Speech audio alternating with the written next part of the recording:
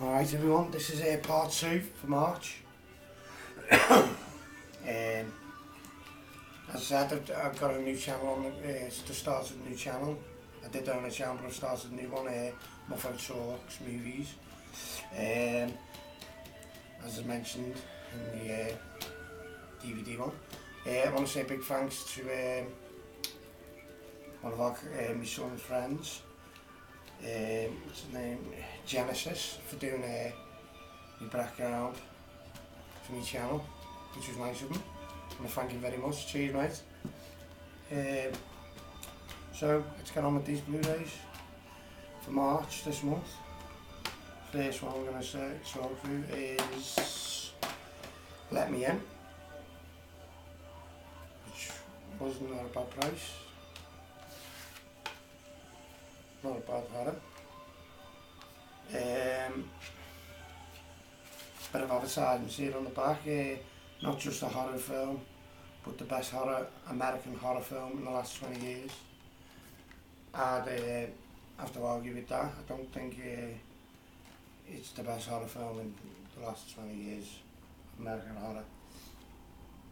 Now when you're talking Blair Witch and quite a few others. 20 years is a long time. Maybe it's up there in the last 2 years, maybe. But not a bad film. To me, it's a bit Twilighty. I've been saying calling it Twilight Junior. Basically about a rare boy who ends up liking the girl who's a vampire. Some nice scenes in there though. Some gory bits in it. Not a bad movie anyway. That's Let Me In on Blu-ray, and I give that a 3 out of 5. The next one is a classic that I own on DVD, but I wanted this Ultimate Director's Cut version. That was The Warriors, which I'm pleased to own. I made up I got now. Got this off Amazon. A decent price. There's the case. There's the disc. The difference with Ultimate Director's Cut is the cutscenes. They have like a comic sort of thing, sort of effects, where it changes to like cartoon drawings in different parts, and that's what the difference is basically, and the beginning's difference as well. With the director talking about it, what he wanted to make it like, and that's The Warriors. Definitely get it anyway, the Ultimate Director's Cut. Next one I also own on DVD, which is a good film, Tom Cruise, a remake, That's All the Worlds. I really enjoyed this film on DVD, and I thought, especially with the transfer it was like on Blu-ray. It's not bad. It's not great transfer, but it's not bad. The sound's good out of it. If you haven't seen it, it's definitely watch anyway. But I bought it cheap, so it didn't really hurt me that much. But if you haven't seen it, definitely get it. That's War of the Worlds. Next one is one of my favourite 80s films that I went to watch on the pictures when I was a kid. And that's The Steel Book. That's Flash Gordon. 30th anniversary edition. This looks really nice on Blu-ray because of the colours. It's a double disc. The first disc is the original soundtrack music by Queen, and the second disc is the movie on Blu-ray. It's a steel case. I don't really own a lot of steel cases, but that's definitely a nice one. Flash Gordon looks really nice on Blu-ray. Definitely must if you collect Blu-rays, by the way. And I'll give that a 4 out of 5. Flash Gordon. Next one is Sam Raimi's classic. Definitely top 5 horror films of all time, I'd say. definitely in the top 5 of horror films of all time. Is Sam Raimi's Evil Dead on Blu-ray. I own so many versions of this on different formats, from VHS to DVDs to Evil Dead, book editions, but I needed to get it on Blu-ray, and I wasn't disappointed. The transfer looks amazing, and it's in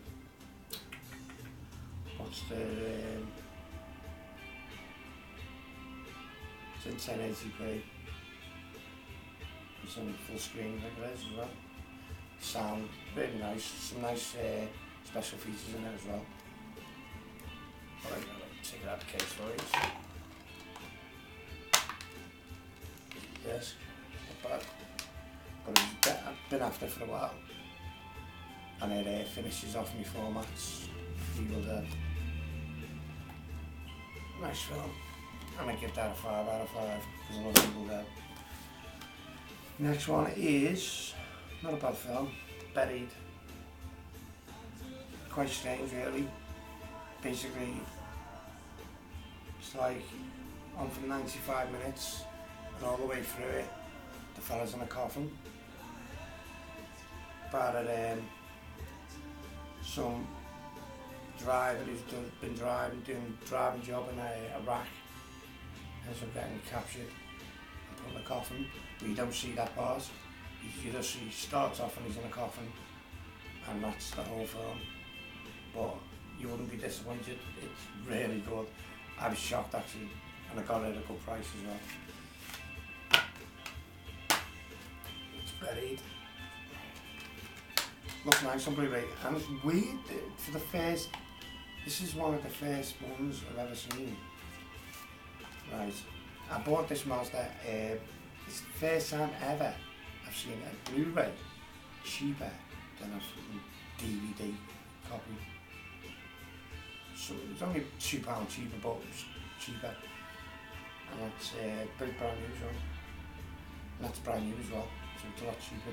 A Blu-ray was cheaper than a DVD. That's Buried. Give it a 3 out of 5. Definite watch it. Don't let it put you off by saying it's in a coffin all the way through. It is a definite watch. Watch it, Buried. Next one is an old classic. Double disc. I was after the 5 discer, but I seen this cheap, so I ended up buying it. I own this on a couple of formats as well, like so VHS, DVD, HD, and it's Harrison Ford's classic, Blade Runner. If you haven't seen it, it's a definite must. On Blu-ray, it looks absolutely sweet, it sounds sweet, and as I said, I got this at a good price. There's the double discs. If you haven't seen it, it's a must. If you have seen it and you haven't got it on Blu-ray, get it on Blu-ray. High definition, and the sound looks, it's just amazing. 5 out of 5. It's definitely one of my favourites of all time. Effects are amazing, story's amazing, Harrison Ford's amazing, Blade Runner. Next one is, I showed you my DVDs. I've also bought them this month because I wanted to get them on DVD. Been criticised a bit, but I don't see where they've been criticised. I don't see any bad points in it, and that's Evil Dead 2. As I showed you before, I got it on DVD this month, so I bought it on Blu-ray as well, because I got a good price, £5 off Amazon, and the quality is really good. I don't understand what everyone's moaning about on it. I'll show you the disc again. It's really nice on Blu-ray, and for the price, I can't argue. I give that a 4 out of 5 because I love Evil Dead.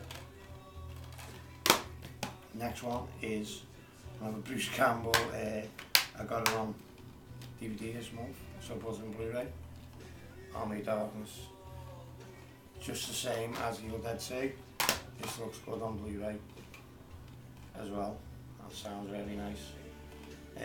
So I've got them all on the formats that I want to get them now, so I had to complete it.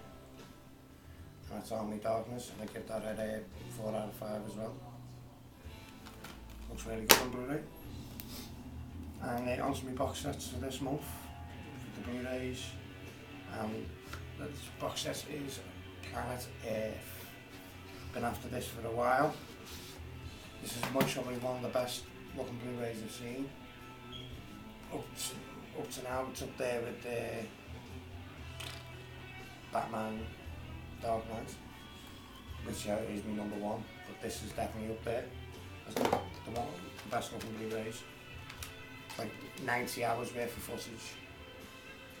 I'll most probably have to do it. I might do a separate one on this Blu-ray actually. I'll talk about this Blu-ray another time, but because it's quite big. But definitely get it if you haven't seen it. Planet Earth. And my last one for this month is my Blu-ray of the month. And it's a box set, funny enough, and that is The Godfather. Here's the box. It's really nice. I seen this at a good price and I couldn't resist. I own it on DVD as well, but I couldn't resist on Blu-ray. All 3 films with the supplements disc as well, and you can't separate them. Part 1 looks good on Blu-ray, bit of grain in it obviously because of the age of the film, but you can't complain. It looks really good and sounds good on Blu-ray. Part 2.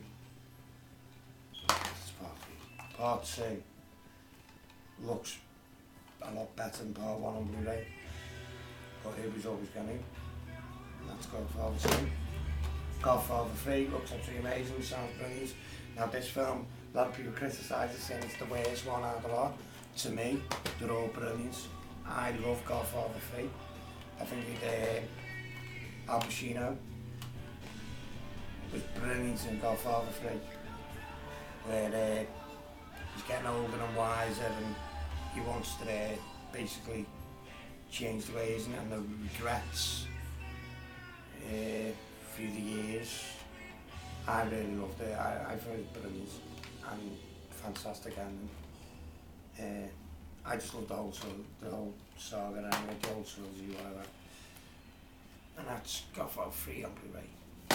That's the end of this month. Hope you enjoyed it and I'll see you soon. More updates.